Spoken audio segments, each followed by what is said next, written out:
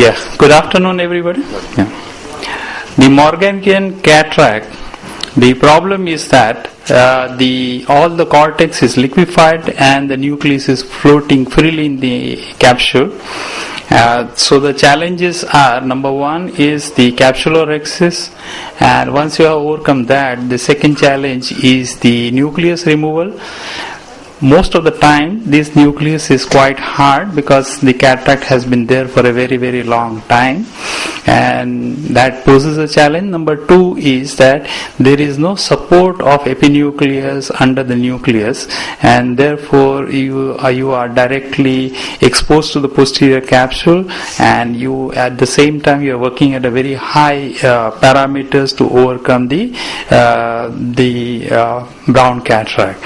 So this is one of the video where the moment you puncture, the whole white fluid starts coming out, obscuring the view of further doing the rhexis. So the point is just to wait there.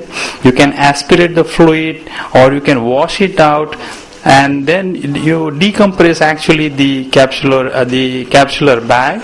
You make a very small rhexis so that through that the whole milky fluid can be drained out. As you can see, I am just putting saline in, and as the fluid starts draining out, with the force of the saline, the nucleus starts rotating in the eye. So that's now having done that, having drained out most of the fluid, then at the same time you have decompressed the tense bag.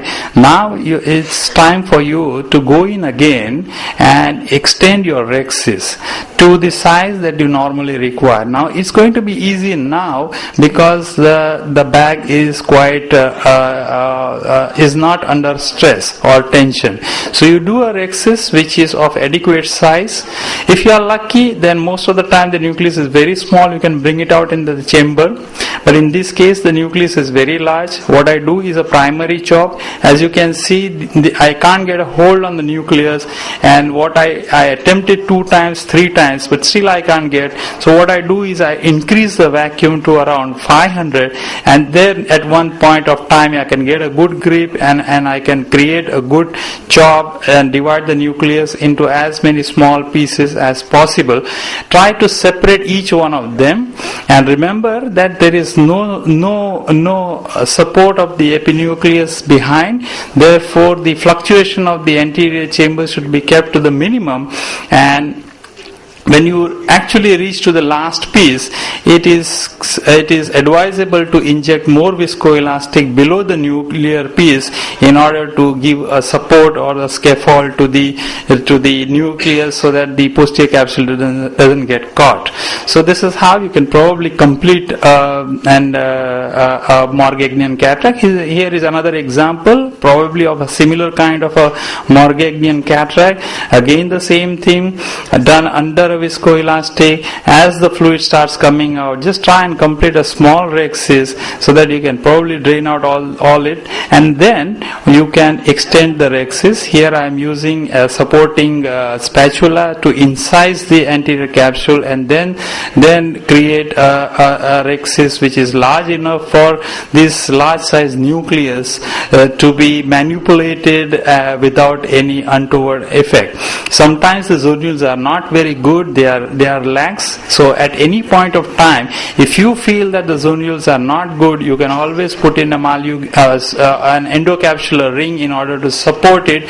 Here again the nucleus is very hard, and there is an intraoperative meiosis. As you proceed along with the phacoemulsification, you can see that the nucleus has started coming down.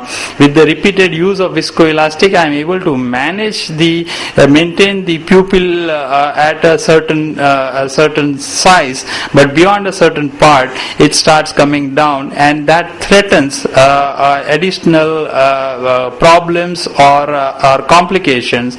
But you can always manage it if you are very careful, and you can always use in between. You can use your second instrument and viscoelastic to bring out the the nuclear piece into the anterior chamber and do phacoemulsification, probably in the anterior chamber, protecting your endothelium. At the end, the pupil has become so small that I decided to put in an Malugin ring.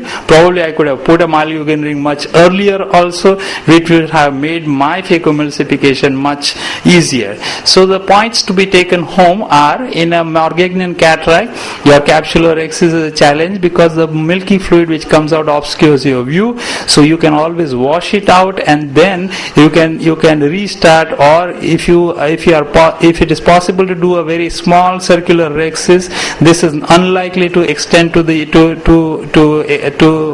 periphery as compared to a tear which is there in the anterior capsule. And then once the fluid is out, you can re-inject viscoelastic and extend the rhexis.